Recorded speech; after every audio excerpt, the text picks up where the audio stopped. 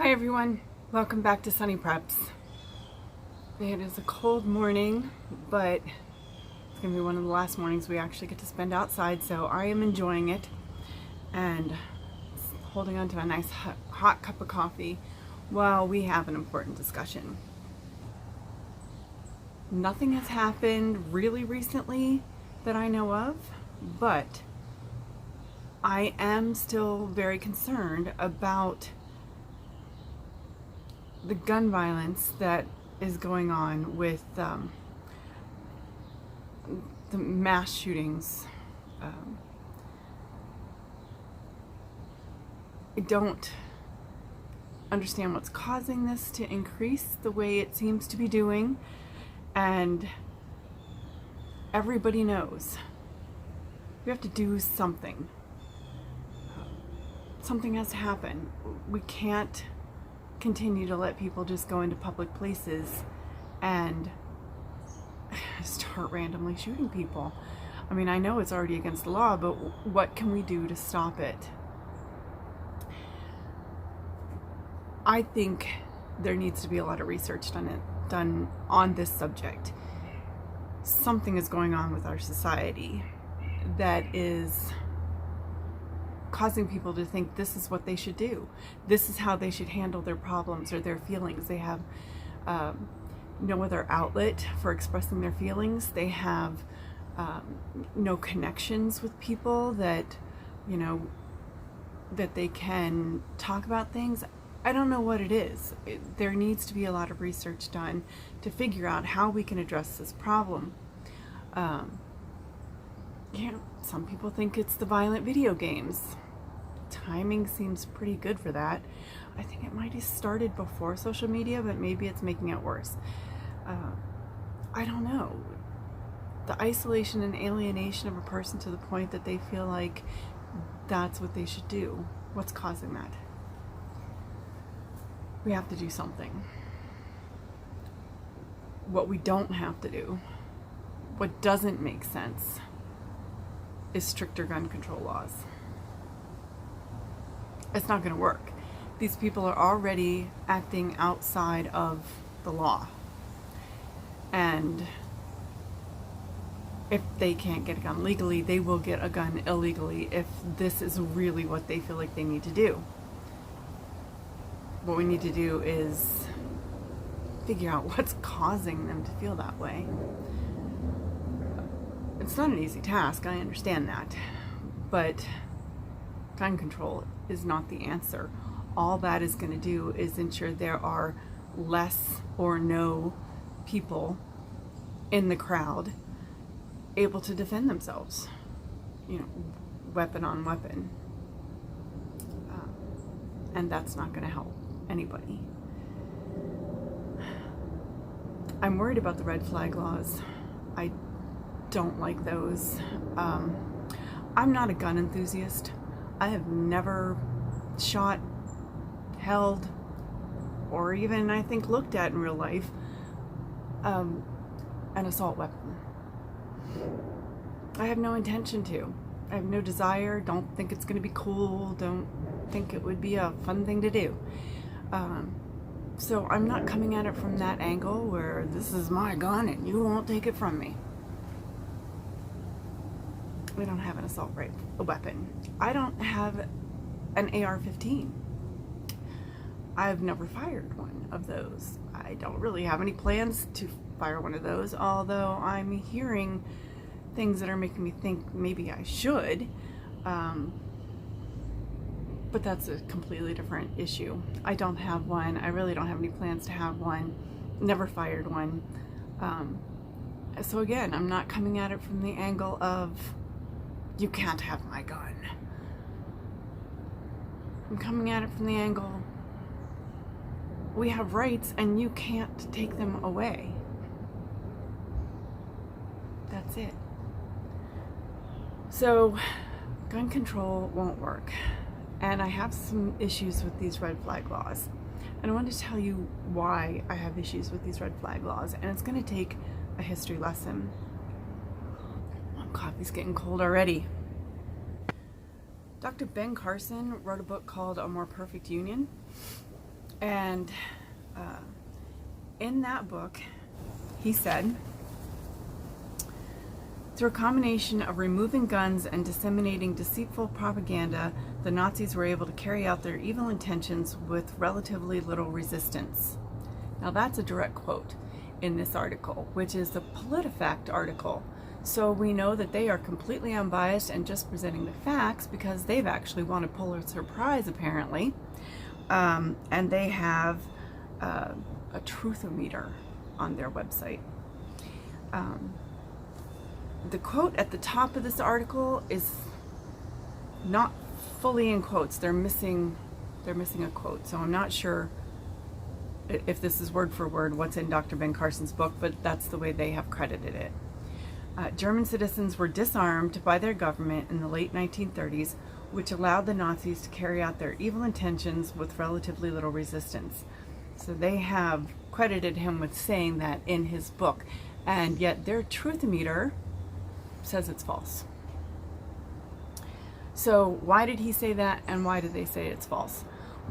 We know that Germany was defeated in World War I, and the Weimar Republic, which was apparently a nickname for the German state after World War I, by the Treaty of Versailles, the Weimar Republic was under a total gun ban, and they weren't allowed to have guns at all. Now, the person that PolitiFact is quoting to say that Dr. Carson was not correct is a guy named Dagmar Ellerbrock. Well, they say Ellerbrock sometimes and Ellerbach, and I'm not sure which one it is. He is an expert on German gun policies. Okay, so he says, at that time, most men and many women still owned weapons they acquired before or during the First World War. So how did they still have their weapons? I'm sure there was gun confiscation by the Allied forces, and some of them might have slipped through, but most of them, I don't know. Other sources have said that there's a ban and most people didn't have guns. So either way. And then in 1928, the ban was replaced by a permit system, that you had to have a permit to own and sell either guns or ammunitions. But apparently in practice, it was really only isolated to new weapons. And PolitiFact and this Ellerbrock's argument or contention is there were a lot of guns out there that were not permitted because they were already in existence, they already belonged to people, they were privately sold, and they weren't registered. Sound familiar? Private sales, wanting to register private sales to know exactly where all the guns are. When they came to power, the Nazis used whatever gun records they had to seize weapons from their enemies. Who were their enemies? Their political enemies, and they called the Jews a separate race, so I'm going to term it that way. So their political enemies and a separate race. They seized weapons from those. Ellerbrock's argument is that the files were so incomplete that it was very little effect on the actual gun population out there. In his records, quote, "In my records, I found many Jews who well into the late 1930s possessed guns." First of all, this is anecdotal.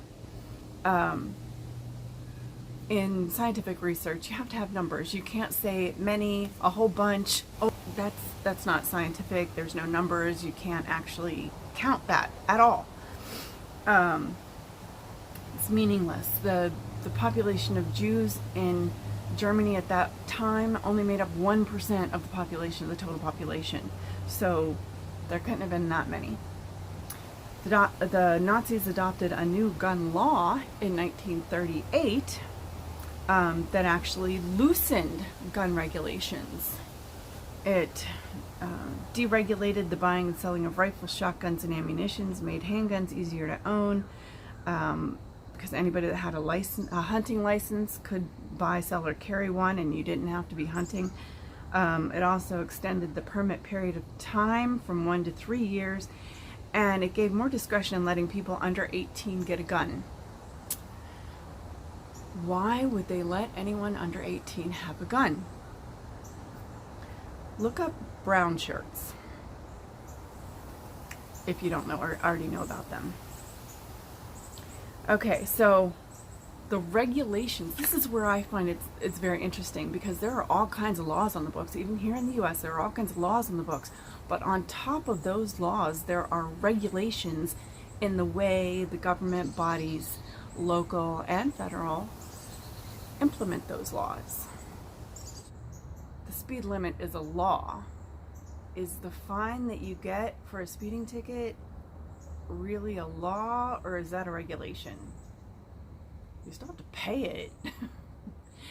You still have to pay court costs and fees, even if you don't go to court, because, you know, it's part of the ticket. Is that a law or is that a regulation? I don't know, but there are regulations on top of laws, and it's just how business is done in the government. So that was the case in Germany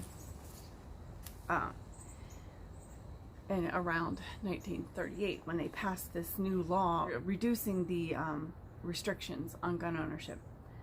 The regulations to implement this law, rather than the law itself, did impose new limits on one group. In this case, it was Nazis and Jews, so it was one group, the Jews. It could be moon people and Mars people. It could be Bigfoots and mermaids. Whatever. One group is in power, and they impose, not through law, but through practical regulations. They impose different conditions for a very small group of people within their population. So, in 1938, the German Minister of the Interior issued regulations, not a law, regulations against Jews' possession of weapons. Not only were Jews forbidden to own guns and ammunition, they couldn't own truncheons or stabbing weapons. There's a law just passed like this in England where not only are they not allowed to have guns now, they are not allowed to have stabbing weapons. I don't know how that one's going to play out, but so it wasn't, as Dr. Carson said, that the Germans disarmed their population. It was, instead, it was a special administrative practice which treated people in different ways according to their political opinion or according to their racial identity, according to the Nazis. So it wasn't even a law. It was just a policy or a regulation about whatever law was in place. Do you see how this is a slippery slope? I have another article from, yes, our favorite, Wikipedia. Now, I don't take anything seriously that Wikipedia has to offer. What I think is funny is that this is a pro-gun control article. Again, arguing with Dr. Carson that gun control allowed the Holocaust to happen, saying he's wrong. So the Wikipedia article also talks about this guy, Stephen Halbrook, who wrote this book, Gun Control in the Third Reich, Disarming Jews and Enemies of the State. Define enemies of the Nazi state. Anybody that disagreed with them, right? This article says that in 2011, an open letter from David Ben-Dori, who is the rabbinic director of JPFO, wrote a letter, an open letter to the New York City Mayor Michael Bloomberg, and asked, "Are you aware that the Nazis disarmed the Jews prior to Kristallnacht?" and that those same Nazi gun laws are the foundation of the U.S. Gun Control Act of 1968. That's a little frightening. But again, this article is pro-gun control because they present these things and then they claim that they debunk them. But they don't debunk them. Again, it's like, well, there wasn't a law that disarmed the Jews. It was just a regulation put in practice that disarmed the Jews. Okay, well, that's completely different, right? So, this one says that when the Third Reich gained power and some aspects of gun regulation were loosened, allowing firearm ownership for Nazi party members and the military, the laws were tightened in other ways. Nazi laws systematically disarmed unreliable persons, especially Jews, but relaxed restrictions for so-called ordinary German citizens. Okay, so that's the end of the history lesson. What are we going to learn from that? In today's society, who's going to be considered the ordinary American person? Oh, the people marching and screaming in the cities, demanding that we use proper pronouns and cheering on the Hollywood stars that are spouting their political views, the people that listen to the mainstream media, the people that are in the mainstream media. Are these the ordinary people? I mean, I used to be a high school teacher and I grew up around a lot of college professors. They all seem pretty ordinary, but they're pretty liberal. Are they going to be the ones that get to keep guns when other people don't get to keep guns? So who is it that should be red flagged? Convicted felons. But now we're starting to convict people for not using proper pronouns. I mean, I don't know if they've legally done it, but people are being fired. People are being fined for using a legal term of an illegal alien. That is a legal definition. By using that term, you can get up to a $250,000 fine in New York. At least they're trying to pass that. I don't think it's going to work, but they're trying to criminalize language. So if you're convicted of saying the wrong thing, are you now going to be a convicted felon and you can't have a firearm because you said the wrong thing sometime? You had the wrong opinion? Okay. That's one. Mentally ill should not have firearms. There are a lot of talking heads on mainstream media that consider anybody right of center, whether you're a Trump supporter or not, any Republican, they consider them mentally ill, mentally unstable, Walmart deplorables. So now all conservatives are going to be labeled, even though they have some serious TDS. Anybody who's a prepper gets labeled as mentally unstable. Oh, those crazy prepper people. Mentally unstable. You can't have a gun. How about terrorists? Terrorists sound like unreliable people that should not have guns. I mean, we can all agree on that, right? The only problem is that San Francisco just declared that all members of the National Rifle Association, huge number of Americans, they're all terrorists, according to San Francisco. Why do you think they did that? How does it help them to call all members of the National Rifle Association terrorists? I think maybe they're gonna lump those people into an unreliable category. I think so. Terrorist sounds pretty unreliable to me. So there's definitely a slippery slope. History has shown it to be true in more cases than I talked about. And we need to pay attention. I would direct all of you to go to Reed Hendricks' YouTube channel. This guy was, I believe he was a history teacher, a high school history teacher. I think he's been a police officer, and now he is a shooting instructor. And he has a whole playlist on his channel called History Lessons or something like that. And they're all good. They're packed full of information. And it's stuff we should all know. I don't remember any of it from high school. I didn't pay that much attention to history in high school. I couldn't have cared less, which I think is pretty common in high school. But the more history I have, the more I'm interested in history.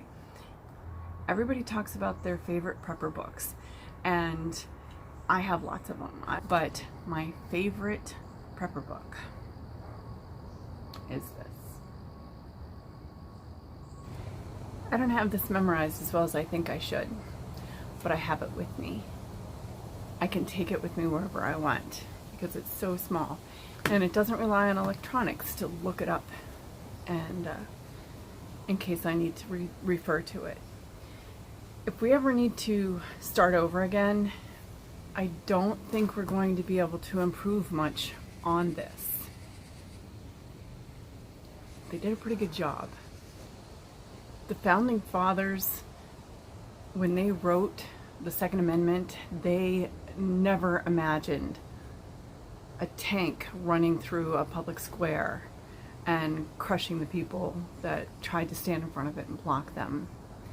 They never imagined people lined up next to a pit and fired upon by machine guns held by their own army. They never imagined nuclear weapons, biological weapons, and helicopters that could shoot from the sky.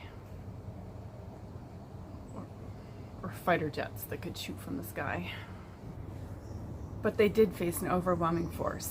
And when that overwhelming force came to take their weapons, they fought back.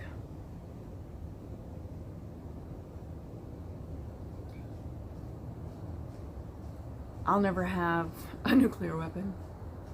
I'll never have a helicopter that can shoot from the air. I'm never gonna have a tank. But when it comes to firearms, the right to bear and carry shall not be infringed for any group of Americans. So it's just a nice light conversation for a chilly fall morning. Don't let these things overwhelm you, but remember your rights. Be prepared to defend your rights.